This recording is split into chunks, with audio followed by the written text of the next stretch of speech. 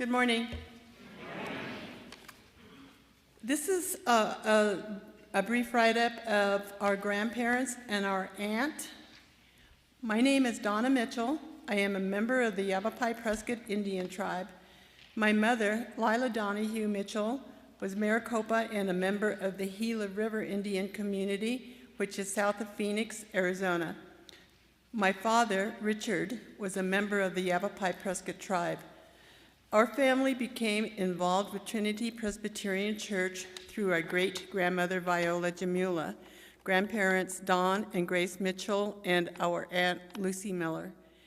There was a small, simple wooden church that was built in 1922 at the boundary of our tribal community. This was a Presbyterian church and Indian mission church. As a child in the 1950s, I went to that church, and there are photos that show I was there with my family. There was also a one-room building to the east of the church on a hill. This was our Sunday school room. It was important to our great-grandmother and grandparents that we go to church. Our mother, who attended Escuela Presbyterian boarding school, was familiar with the Presbyterian faith, and she also thought church and the teachings were important for us to learn. I believe that me and my siblings were the first in our family to be baptized in the church as young children. Around 1957, our grandmother, with other members of her family and tribe, invited non-natives to join them and form Trinity Presbyterian Church. This open invitation moved the church from being an Indian mission to being a church for all people in the Prescott area. Membership increased, and the space of the small church was outgrown. Services were then moved in 1957 to a building that housed the Monday Club. It is documented that one of my sisters, Carol, was baptized on Easter Sunday, 1957, at the Monday Club. When the Monday Club was dismantled, the church then moved to the Odd Fellows Hall. The church members were now ready to build their own permanent structure, so they purchased 3 2/10 acres of land on Park Avenue. The cost of this land, which included a house, was $25,670. The money to purchase the land was received from the Board of National Missions, local bank loans, and loans from church members. On June 18, 1959, Viola Jamula, along with her fellow worshipers, broke ground for the church. Our grandmother, Viola, who we called Grandma Ola, became our chiefess after the death of our great-grandfather, Chief Sam Jamula. Grandma Ola was committed to her people and to her faith. She wanted her people to know Christianity. She had 2 daughters who succeeded her as chiefess, Grace and then Lucy. Christianity was also important to our Grandma Grace and our Aunt Lucy, who we called Aunt Ludi. They were devoted church members who served as elder and deacon at different times. Our Grandma Grace and Aunt Ludi went to the Phoenix Indian boarding school as young girls. They would stay at school for several years, not able to return home. During the summer, they would be domestic help for wealthy families. Our grandma was the first in her family to graduate with a high school education. Education was important to our grandmothers and aunts. Once our Grandma Grace became chiefess, she continued the efforts of building bridges between the Prescott community and the tribe. She was invited to schools and civic organizations to talk about the tribe. In the summer months, she would be invited to go to the various camps and educate the campers about Yavapai people. One group she liked returning to each summer was a camp for high-risk youth. She would say the youth at this camp were eager to learn and very respectful. She participated in a women's group at the Presbyterian Church, who later formed a subgroup called Friends of the Yavapai. The Friends of the Yavapai scheduled teas for the Monday Club, where our grandmother, Aunt Lucy, and Aunt Pat would present on the tribe. Various forms of Yavapai art were displayed so that people attending the teas could learn more about our people. The teas were a way to raise money, which would later be used to pay for a library that was placed in one of our buildings.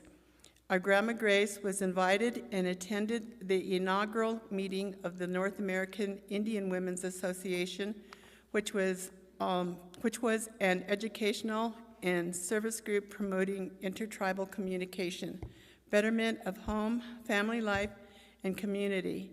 Our grandma made many friends from other tribal communities throughout the country.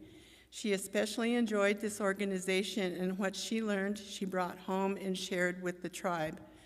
Our Aunt Ludy also became involved in the association.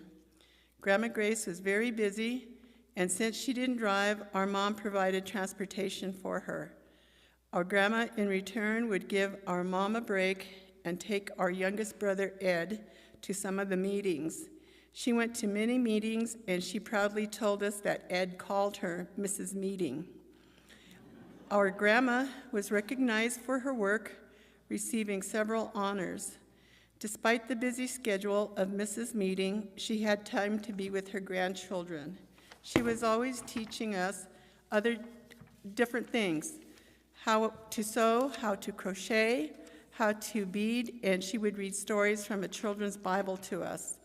Our grandma liked music. She listened to all kinds of music, and if we happened to walk into her kitchen and music was playing, she would grab us and dance with us. She signed me and my sister Violet up for accordion lessons. We played for a couple of years with our grandpa and grandma taking us to different recitals, even when in Colorado Springs. Our Yavapai customs and language were very important to our grandmas, grandpa, and aunt. When we were very young, our grandma would send us to Grandma Ola's house to peel the bark from the branches with our teeth so that they could then be used in making baskets. She made certain we understood that we needed to help our family and that we needed to behave in a certain way with those who were older than us. Our Grandma Grace taught us about the use of different plants and told us stories with moral lessons. She taught us about the importance of caring for the earth and our relationship to all living things. Our grandmother and grandfather would take us to church and at different times take us to see areas of cultural significance. Both were important.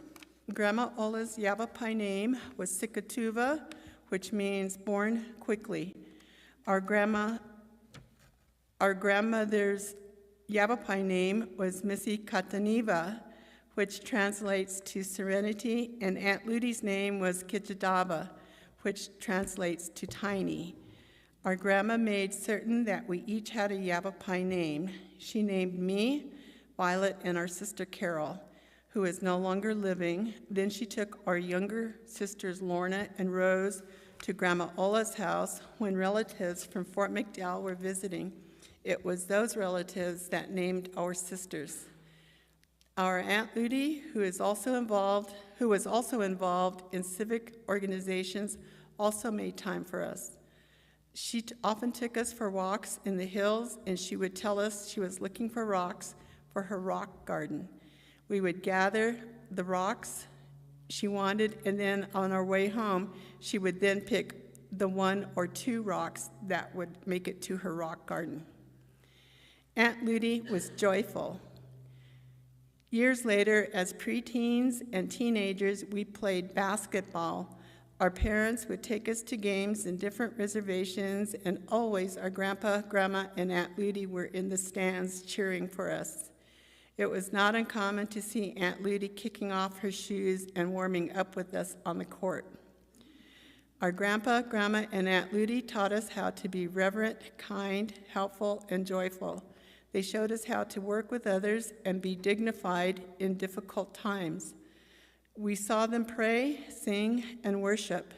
We were blessed to witness their commitment to the Christian faith.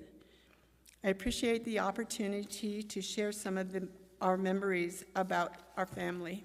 Thank you.